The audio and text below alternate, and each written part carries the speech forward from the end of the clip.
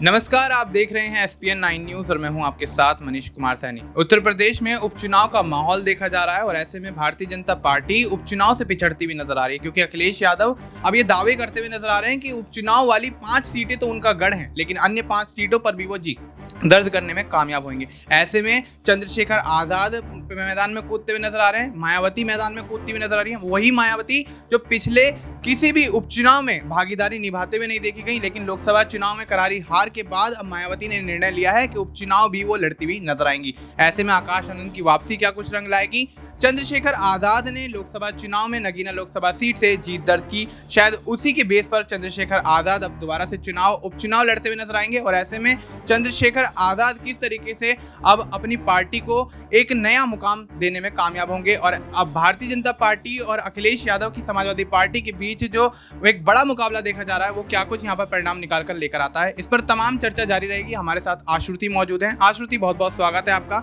आश्रुति, क्या कुछ लगता है जिस तरीके से उत्तर प्रदेश के उपचुनाव को लेकर तैयारियां शुरू हो गई हैं, ऐसे में भारतीय जनता पार्टी की आंतरिक कलह और केशव प्रसाद मौर्य और सीएम योगी आदित्यनाथ का एक दूसरे से रुसवा होना क्या कुछ यहाँ पर परिणाम लेकर आएगा भारतीय जनता पार्टी के लिए? क्या वाकई भारतीय जनता पार्टी इन सीटों से पिछड़ती हुई नजर आएगी, क्योंकि अखिलेश यादव लोकसभा चुनाव के बाद अपनी पार्टी को एक अलग मुकाम पर देख रहे हैं और खुद को यहाँ पर एक बड़ा नेता साबित करते हुए नजर आ रहे हैं। तो क्या अब अखिलेश यादव 10 की 10 सीटों पर बाजी मार लेंगे, या चंद्रशेखर आजाद और मायावती भी यहाँ पर कुछ सीटें निकालने में कामयाब रहेंगी? क्या भारतीय जनता पार्टी यहाँ से कुछ सीटें निकालेगी या फिर सुपड़ा साफ होगा? क्या कुछ लगता है? देखिए, उत्तर प्रदेश में इस समय जो स्थिति है मनीष, कहीं ना कहीं आप देखिए, कहीं ना कहीं भारतीय जनता पार्टी के पक्ष में जो स्थिति है वो नहीं जाती नजर आ रही है। मायावती की अगर बात करें, मायावती के नाम पर अगर चर्चा करें तो देखिए, बहुजन समाज पार्टी पहली बार उपचुनाव में उतर रही है। इससे पहले लोकसभा चुनाव में ही मायावती कहीं ना कहीं एक आंकड़ा पार कर लेती थी अपनी जीत का और कुछ सीटें जो अपने नाम कर लेती थी। इस बार 2024 के चुनाव में आप देखिए, बुरी हार कहीं ना कहीं बसपा की हुई है। 432 सीटें कुल देश में,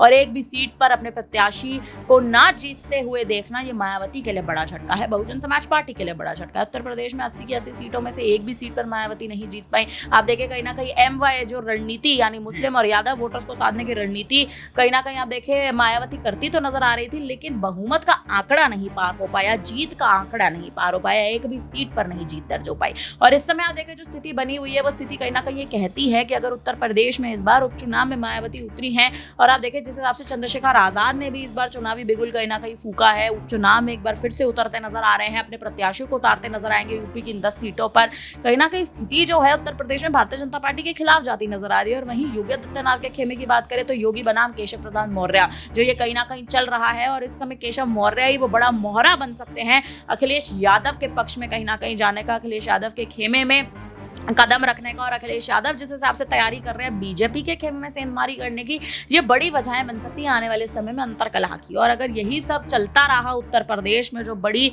आप देखें राजनीति राजधानी कहलाती है, अगर इस राजनीति में यूपी की सियासत पलट गई और भारतीय जनता पार्टी अगर हार का सामना कर लेती है, तो आप देखें अखिलेश और राहुल की जो ये भाई भाई की जोड़ी है, ये कहीं ना कहीं जीत दर्ज कर ले जाएगी, पश्चिम लहराएगी। और सबसे बड़ी बात, मायावती इस समय जो उनका गिरता स्तर है उसको बचाने का प्रयास कर रही है। मायावती की जो हार इस बार हुई है, उस हार का ठीकरा आने वाले समय में उन पर ना फूटे, इसी के चलते उपचुनाव में कहीं ना कहीं उतरे और उपचुनाव में 10 की 10 सीटों पर अपने प्रत्याशी उतारेंगी। तो कहीं ना कहीं आप देखिए, यूपी के उपचुनाव चर्चाओं में है, और कहीं ना कहीं अब ये देखना दिलचस्प है कि आने वाले समय में मायावती जिस रणनीति के साथ चलने का प्रयास कर रही है, उस रणनीति में सफल होंगी या नहीं। जी बिल्कुल। तो अब मायावती अपनी रणनीतियों में सफल हो पाएंगी या फिर नहीं, ये तो अब उपचुनाव के दौरान पता लगेगा। लेकिन जिस तरीके से भारतीय जनता पार्टी की आंतरिक कलह ने यहाँ पर केशव प्रसाद मौर्य और सीएम योगी आदित्यनाथ को एक दूसरे के खिलाफ खड़ा कर दिया है, तो क्या वाकई अब ये कयास लगाए जा रहे हैं कि केशव प्रसाद मौर्य सपा का दामन थाम सकते हैं? लेकिन क्या वाकई केशव प्रसाद मौर्य निर्णय लेंगे और भारतीय जनता पार्टी को चौंका देंगे? क्योंकि अखिलेश यादव ने भी उनको यहाँ पर 100 लाइए और सरकार बनाइए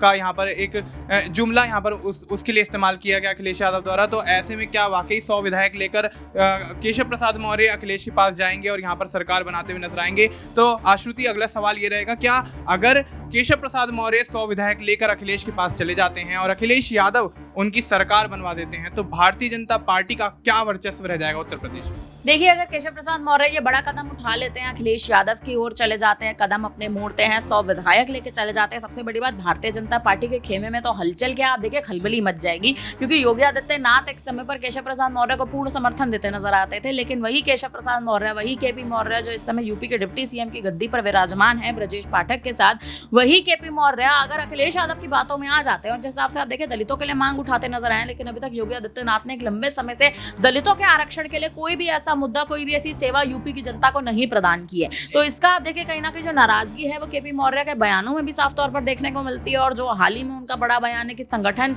जो है वो सरकार से बड़ा है, तो आप देखें कहीं ना कहीं आप इसका मतलब बीजेपी पर ही सवाल उठा रहे हैं, आप यूपी में मौजूदा सरकार पर सवाल उठा रहे हैं, आप केंद्र सरकार पर सवाल उठा रहे हैं। तो आप आखिर उस केंद्र सरकार में, उस केंद्र पार्टी में मौजूद ही क्यों है जिस पार्टी के आप अपने नहीं हो सकते। तो और उससे भी बड़ी बात आप देखें, दलितों के लिए आवाज तो आप उठाते हैं, लेकिन अब दलितों के मसीहा आप नहीं है, अब दलितों के मसीहा चंद्रशेखर आजाद बन चुके हैं, क्योंकि उन्होंने वो जगह कहीं ना कहीं आप देखें कमाई है। और जिस हिसाब से इस बार यूपी में उस एक सीट से जीत दर्ज करने के बाद आजाद का दबदबा बढ़ चुका है, कहीं ना कहीं केशव प्रसाद मौर्य को वो बात भी खटकती है। और भारतीय जनता पार्टी से अगर आप देखें दगा करके अखिलेश के खेमे में जाते हैं, तो मुझे लगता है अखिलेश यादव भले उन्हें बड़ा पद सौंप भी दे, लेकिन योगी आदित्यनाथ को फिर रणनीति बनानी पड़ेगी। और ऐसी रणनीति बनानी पड़ेगी कि अगर आपके पास एक ही डिप्टी सीएम है और अगर से ब्रजेश पाठक कहीं ना कहीं आपके साथ एक तरह से कहें लॉयल होकर आने वाले समय में काम करते नजर आ सकते हैं, तो फिर आपको केपी मौर्य जैसे राजनेता की भी शायद जरूरत नहीं पड़ेगी।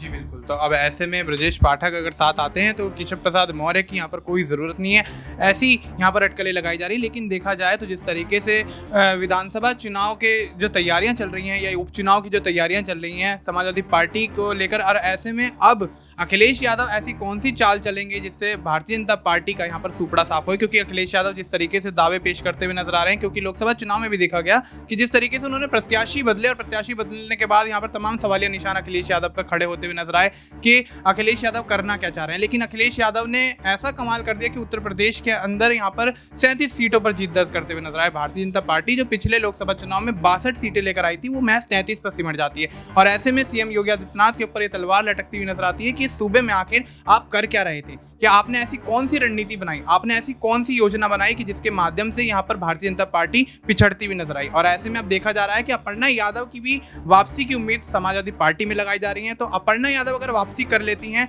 तो यहाँ पर समाजवादी पार्टी क्या कुछ उन्हें बड़ा ऑफर देती हुई नजर आएगी और भारतीय जनता पार्टी किस तरीके से इस स्थिति से उभरेगी। अगला सवाल आशुति से ये रहेगा, आशुति क्या वाकई अपर्णा यादव वापसी करती हैं और वापसी कर लेती हैं तो समाजवादी पार्टी की तरफ से कौन सा उन्हें बड़ा ऑफर दिया जाएगा और भारतीय जनता पार्टी को इसका क्या खामियाजा उठाना पड़ेगा? देखिए, करल की सीट कहीं ना कहीं अखिलेश पहले ही खाली कर चुके, तो कहीं ना कहीं अगर आप देखिए अटकलों का दौर यही कहता है कि करल की सीट खाली अपर्णा यादव के लिए ही की गई है। अपर्णा यादव अगर भारतीय जनता पार्टी छोड़ना चाहती है, हालांकि अभी तक कोई औपचारिक ऐलान उन्होंने नहीं किया है, लेकिन 2022 के बाद जब से वे शामिल हुई हैं बीजेपी में, अपर्णा यादव को एक भी बड़ी जिम्मेदारी नहीं दी गई है। आप देखें 2019 में भी कयास इस बात के थे कि बीजेपी में ना शामिल होने के बावजूद भी बीजेपी उन्हें अगर टिकट सौंपती है तो 2019 में ही वो बीजेपी में शामिल हो जाएंगी, लेकिन उस समय अटकलें कहीं ना कहीं आप देखें अटकलों पर पूर्ण विराम लगता नजर आया। 2022 यूपी चुनाव में उन्हें नहीं उतारा गया। आप देखें वो कहीं ना कहीं बीजेपी में उपचुनाव, यूपी के विधानसभा चुनाव से पहले शामिल हो चुकी थी, लेकिन उन्हें पार्टी ने मौका नहीं दिया। उसके बाद परिषद चुनाव हुए, तमाम चुनाव होते नजर आए, लेकिन आप देखिए जिस हिसाब से अपर्णा यादव को कोई जिम्मेदारी नहीं दी गई, अपर्णा यादव के लिए भी बड़ा झटका। और अगर अपर्णा आप सपा में जाएंगी,